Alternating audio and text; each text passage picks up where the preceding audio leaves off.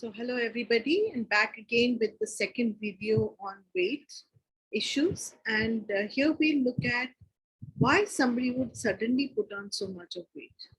Like everything was perfectly all right and something really happened in your life. I've taken the reference from the psychic roots of diseases. So the first thing we look at, what is the organ that's going to get impacted over here? And what is the conflict? The organ that's getting impacted over here is called kidneys. And in the kidney, we have a specific area that gets impacted. Now, what's the function of a kidney?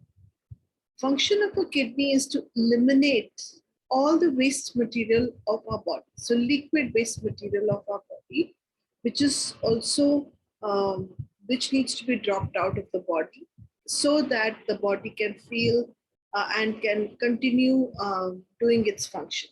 Basically, we all know that if urine starts collecting in the body then doesn't know how to deal. So let's understand what's a conflict over there. But before we understand what's a conflict, let's understand a few terminologies. One is a refugee and the other is refuge. What's the difference? Refugee is a person who has been forced to leave something behind. It can be his country, it can be a school, it can be a place that he was forced to leave.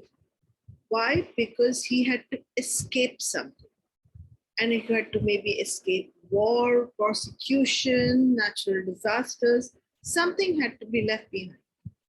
One feels like they have been left with no resources, abandoned, they are defenseless and forsaken. Basically, it's like as if everything that you knew has been left behind. Everything that you felt belonged to or fitted in has to be left behind to move ahead. A lot of this was seen in India when Pakistan-India war happened. A lot of people from Pakistan came to India and from India went to Pakistan. And this separation that happened created a lot of people who were refugees. In fact, there's a whole community which is called the Sindhi community who came from the Sindh of deep Pakistan and they stayed in refugee camps, which were the camps which were special tents or places which were made for them to stay, and these areas were called camp areas.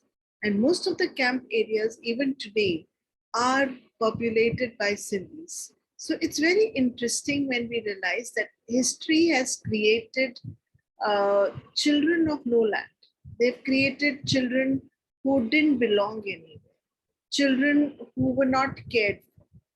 And it could be because something or the other happened, because of which somebody had to leave that place and move ahead. A lot of stories that I've also heard about how the traders moved from here to there. And even if you look at Germany, you look at world wars, World War I, World War II, you look at how many from various parts of Europe were had to move their place and had to move to another place so that they could be safe. So basically, a refugee is looking for refuge. What is he looking for? He's looking for a state of being safe, sheltered, where he is without danger or difficulty. Right now, when we're looking at the Ukraine war, do you think people over there are feeling happy, relaxed, safe, sheltered? So these are the questions in our everyday life also. If we do not feel safe, we do not feel sheltered, we feel that we are in danger or difficulty, then we might feel like a refugee in our own house. And refugee means doing something back again and again, and flee. It's like almost back. Flee means to run. So it's almost like you're going back again to run. You're back again on a run to find a place so that you can be safe and sound. So very simply, a human being's biggest need is to be safe and sound. And when this conflict gets triggered, it's the kidney in our body which gets impacted. And why is it just the kidney that will get impacted? So let's look at the kidney, and why is it that the kidney will get impacted? Kidney is, like I explained before, giving out products like urine, water out of the body. And these are all excretory products which need to be thrown out of the body. We also know that if water goes less than 70% in our body, then we can get dehydrated. So basically, the body maintains the balance. Now, just like on the planet Earth, if the water is too much in the on the Earth, it's called flooding. And if the water is too little, it's called like the droughts that have happened. There is nothing happening. There is no water. There is a famine. There is starvation. So both the sides of the spectrum are also seen in the human body, where a person may get dehydrated or may have flooding in the body. Basically, we need to maintain the kidney in such a way that it remains at, or the water balance in the body in such a way that it remains at 70% for an adult. As a kid, it's 90%, and that's where their body, skin, and everything is much, much, much softer. So, like I explained to you, when I feel like a refugee, I feel I'm not having resources. I feel like a fish out of water. I feel I will dehydrate. And biggest one, I feel I'm going to die. Now, if you can see these areas in the beautiful areas over here, if we look at, so I'm just going to pick up the arrow. We're looking at this area. Sorry. We're looking at, if you can see my cursor, kidney collecting tubules. We're looking at these spongy areas.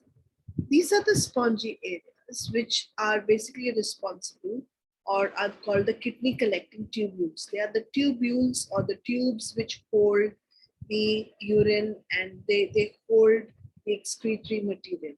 Now, it's like the this organ which is there which gets impacted. And what will it do now? If it will process as if we are without resources, if we are feeling like refugee, body understands that we are without resources. And so now body wants to resource us. And the biggest resource that we have as human beings to stay alive is water. So the body doesn't understand. What it does is it starts collecting water or depositing the fluid and will not let the urine walk out. And because now all this we need to kind of hold on. We need to hold on. Something like this, if my bad time has come and my resources are less, I will want to scrunch and keep every penny inside my inside my treasure box. I would want to keep all my clothes. I wouldn't want to give anything to anyone. I would even keep maybe the newspapers and everything. So it's like I will hold on to everything. And I will start putting on weight because now the water is getting retained in the body. And because of this water, my body is saying, hey, I will not get dehydrated. I will not die. And along with that, because now the urine, the amount that should have gone out is not going. So amount of uric acids and the creatinine in the body will then rise. Also, the stools will be harder and we will be constipated. And we will also see that the person will start filling up this water and holding this water in their bodies and filling it up as if it's creating a reserve for this difficult time to pass by. But under no circumstances, under all circumstances, this person has got water has been held on to so that the person will not die. Now, I want you to think of it like this. Now, if I look at this part, it's the drain where we are holding water. And over here, this part, imagine if this drain gets blocked or we purposely block it. so that the water that has to pass down now stops passing. It starts collecting right there. And that's exactly what is happening in the body. The water that should actually be drained and leave the body so that the normal cycle goes on starts blocking and starts staying within the body. And thus we can say this happens whenever there are changes in life. And more than changes in life, it's how we see the changes in life. There can be two different kind of people, like somebody like me who or like my husband, we traveled quite a bit, and we would change our home, we would change our place of being, but we were doing it because we wanted to do it and were having fun doing it. Did not look at it as abandonment, did not look at it, oh my god, that's a change in life. Or when kids left home and they went to study, we didn't take it so badly because we were actually excited about them going out and having that education. So basically, the change is something that's consistent and constant. But what is our attitude towards that change? Do we feel that the change has happened in such a way that we are feeling left alone? We are feeling that there are emotional disappointment. Somebody's left us and gone. There has been death in the family, or we are feeling injured, or we're feeling attacked. Now, under any of these circumstances where we feel alone, we feel emotional disappointment, we feel like we've been injured, or we feel as if somebody's attacking us, we will wear a armor. So the fat, the the the weight gain will act like a protective armor. It will help us to kind of keep, doesn't let us feel alone. And how you will say how? Because it's not going to let you die. This abandonment that happens, this place where you're feeling alone, your body is collecting water so that no matter what happens, you don't die. You survive it.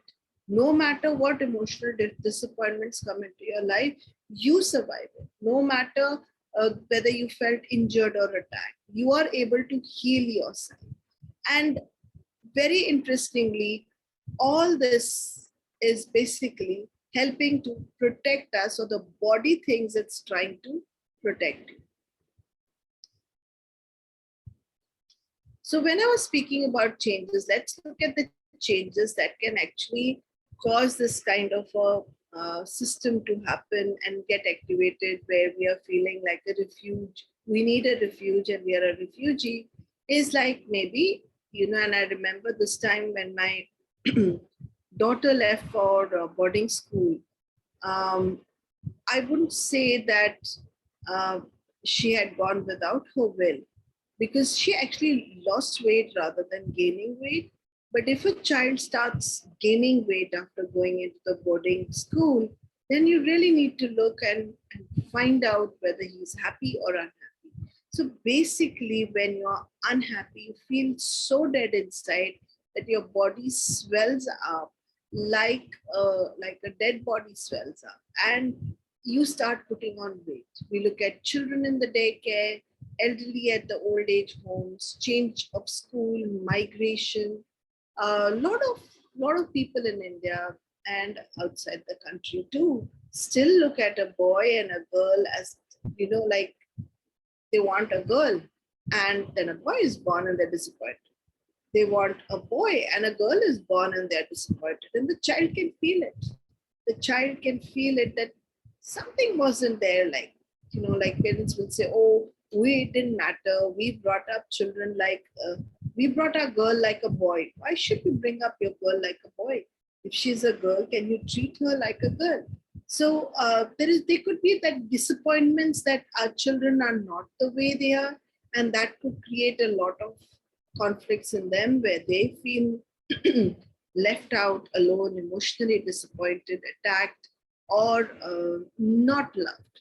Marriage, which can be against your will. And in my opinion, when I look at women who get married and when they leave their house and they go to another person's house, because they're so protected in their own place. They never probably even spent a night with a friend, and now you're saying that this is not your house, that another house is going to be a house. It can be challenging when you actually place yourself in another home altogether, or make a home where your in-laws are also there and you've never dealt with maybe your in-laws, or with the sister-in-law, with new locality, new city, new country. And this can be there can be a lot of adjustments. It may not be even against your will, but there can be a lot of adjustments which may be extremely challenging um, adjustments. And during these adjustments, you can then again go back into the story of feeling at times alone, emotional disappointment, feeling injured or attacked, which in turn can again cause what is there, a weight gain. Birth of a child, it can be that there's already one child, and then we have a second one, and the second one or the first one might not feel that that person has got as much attention as they needed, because, or if there is a child already before who is not like, could be having a physical problem or a mental issue, and the mother has to give a lot more time to that other child. The child coming in can feel abandoned, the next child may feel abandoned, or the first child may feel abandoned. And this is also the time when we see a lot of children putting on weight. um, Also, when children go through puberty and there is a lot of change and flux as to how they felt. A lot of girls I know who, at the brink of puberty, parents couldn't deal with it in a better way. Before that, like, uh, the relationship that they had with the child was different, but right at the time of puberty, everything changed for them. And that could again make the young girl or a young boy feel that puberty is something very challenging, and this change, they didn't feel supported, they didn't feel loved, and they might hold that and might land up putting on a lot of weight at this point.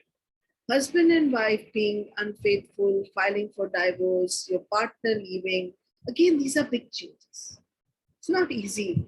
Just like it's not easy to have a partner, it's not easy when your partner leaves you.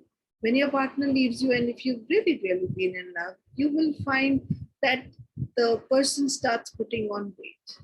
Death in the family, fights, loss of employment, moving a house, money problems, pain, worries about children, increasing unemployment, poor prospects for youth, mounting debts. These can all be the reason of a weight gain. Basically, this is not what is causing a weight gain. It is this feeling. It's this feeling that, oh my God, I've been left alone. Oh my God, I'm feeling emotionally disappointed. I'm feeling injured. I'm feeling attacked. I'm feeling like a fish out of water. I'm feeling like I'm out in the cold. I'm feeling that there is nobody there to support me. I'm feeling like a refugee. I'm feeling that I may not exist anymore. These are the things which will actually trigger the conflict and will create a weight gain. Social changes, like, in olden times, we used to have traditional joint family systems, so nobody was ever alone. People had people to talk to. With the traditional family dissolving and now becoming a nuclear family, a lot of old people do not know and do not feel fitted in. And this can then cause a huge amount of abandonment for them. So, conflicts that get triggered are abandonment, feeling abandoned in strange environment, which again make you feel you don't have resources. Let's go back to the first. Let's look at the definition of the refugee. Feel like a person who's forced to be somewhere to escape something without any resources, and defenseless and forsaken. And you're searching for a safe place. And maybe no matter how much you try to find the safe place, you're not getting that safe place, which is what is triggering off. The longer this conflict stays, the more weight you will put. The person misses his friends, he misses his familiar environment, he misses his home, he misses his parents, he misses, sometimes we even miss small things like we miss our bed that we left behind. We miss our teddy bear, maybe for a little child. We miss a bakery that was next to it. We miss the smiling face of someone. We miss the language. We miss the weather when we move a place. So it can be anything that you miss that you can't get in the new place that can trigger off this whole conflict. The person isn't constantly, how do you say, not feeling cared for, not feeling love. And this can get aggravated if we see our parents fighting, a lot of all the stuff that I just spoke about, where you do not feel completely fitted in, belonged, connected to. And this all, then our system starts collecting water, because what is it doing? It's saying, hey, you're in danger, you'll die because you're missing all these things. So let's just block the drainage. Let's just block the drain. Let's not let the water go out. Let's create a protective armor and let our body now start collecting so that we are safe. So when I can't find refuge outside in my environment, I'm creating that refuge inside me by creating safety net inside me, by holding the water inside me so that I don't get dehydrated inside. So again, it's the same thing. So I'm going to repeat again. So there are, in our life, we have good times and we have bad times. Good times are the times when everything is going brilliant. These are the times when, you know, the urine, the water is discarded easily and there is no way to. But when there are difficult times, when we're feeling like a refugee and we want refuge, what are we doing? We are holding the water, we are holding all the water and urea that we would have eliminated. Now we are recycling it in the body, with because of which uric acid will go up, kerosene levels will go up. So if there are kerosene levels and uric acid levels are up, you know that you're going through a problem and maybe also putting on weight along with it. Also, you will know that this whole system of conflict is triggered because if you get up in the morning, you find swollen eyes under this bags, you find your feet are swelling, you find there's swelling in the body, knuckles are painful, and there is weight gain. And the weight gain will be like a soft weight gain, like, you know, your body looks soft and rounded, and you will also find psychologically that there are times when, you know, how when something is not going well, we want to just collect. We become hoarders because we feel God knows when we need it. God knows. And if you're collecting, then ask yourself, what is it that you're feeling that you will not have tomorrow, that you need to collect all these things and hold on? What is it that you are not having tomorrow that you need to cling on? So also need you to know that when we start retaining water, 1 liter of water, um, 1 liter of water that we put on, it is equivalent to 2.2 pounds of weight. 1 liter of water is equal to 2.2 liters, 2.2 pounds of weight. And if it persistently goes on, a person can put on as much as 100 kgs. Yes, 100 kgs. Can you imagine? So questions are that we need to ask people. When did they start putting on weight? What was happening then? What was the conditioning that was going on? Where did they feel not loved, understood, abandoned? Where did they feel isolated, all alone? Where did they feel that they were like a refugee and they couldn't exist? We need to look at the childhood conditioning. If there has been any kind of deprivation as a child, maybe they got too little parental affection, or there was some kind of deprivation, there was a divorce, maybe moving, death of a family member, which could have triggered that they did not feel loved in their childhood. Also, we need to look into the family patterns and see if the families are carrying these patterns for many, many years. And sometimes we really need to look at the family tree to see how far this conditioning has gone into the lineage. So, it's nice to connect back. It's great to put yourself back, and it's great to create self-love. And there are many, many activities which are done today, which could help us to gain back our connect. So I'm going to carry you through a very short meditation right now. Just relax your feet. Take a deep breath. And as you breathe, you allow all stress to move out of your body.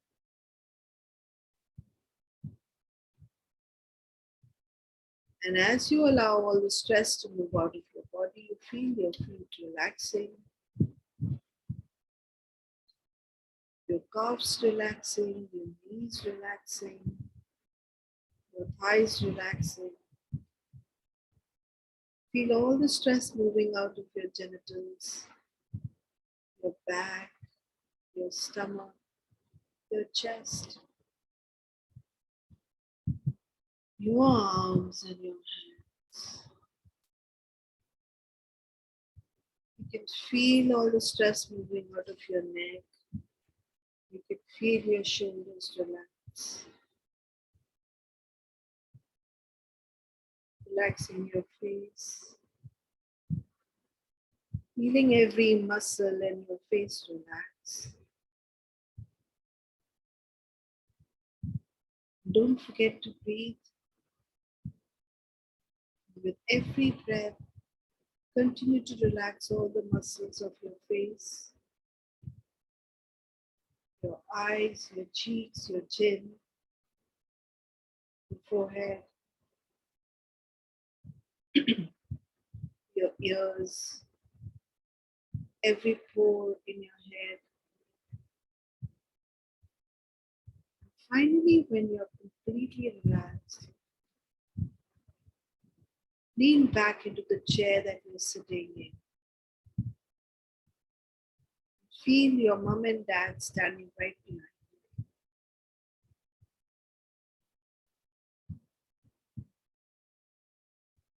Feel their hands on your shoulders.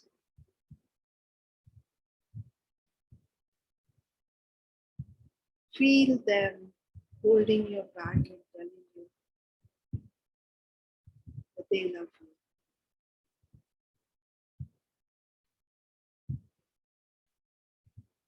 Keep breathing. Slowly get mom's mom and dad to stand behind her. Get your dad's mom and dad to stand behind you.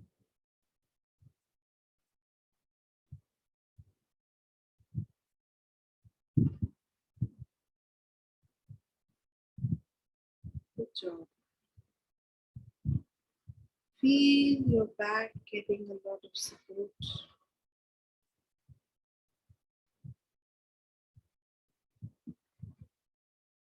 You can have as many generations as you can standing right behind each other. So your grandmom can call her mom and dad. Your grandfather can call her his father and mom. On both sides.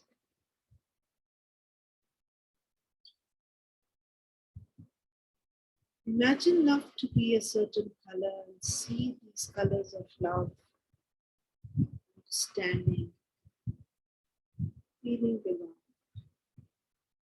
feeling connected, passing through the generations to your parents, from your parents.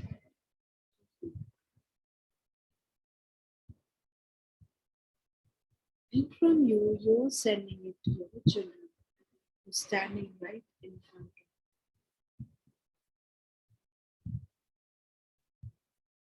you. And the whole generation is echoing with the thought pattern. I am supported. I am provided for. I am sheltered and secure.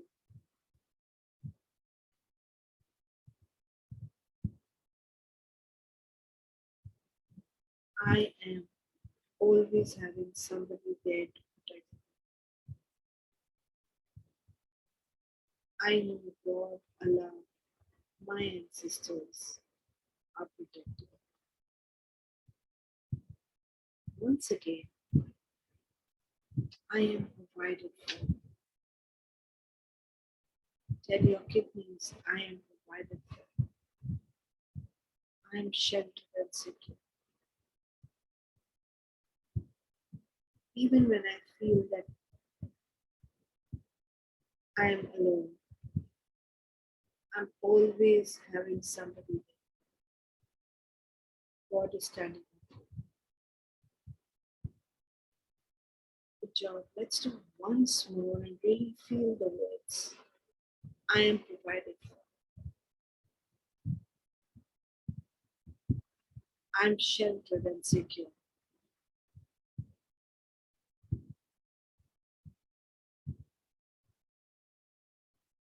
Even when I feel alone,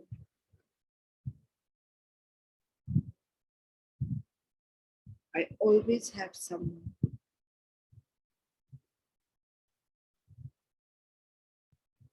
protecting me. God is always protecting. Carry yourself into your heart. Carry the shelter that you created, the security that you created for yourself in you.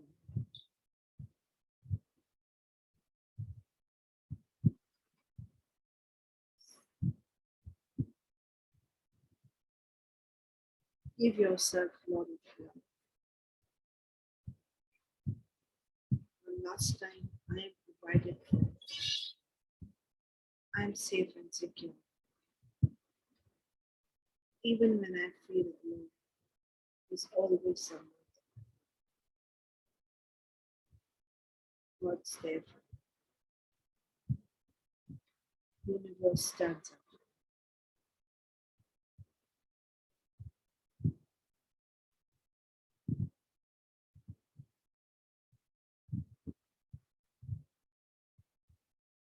Good job.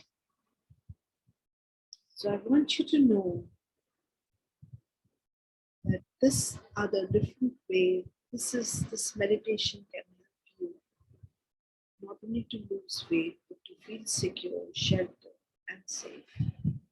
Thank you very much. And keep connecting. I will be putting up another video on the same topic. Thank you.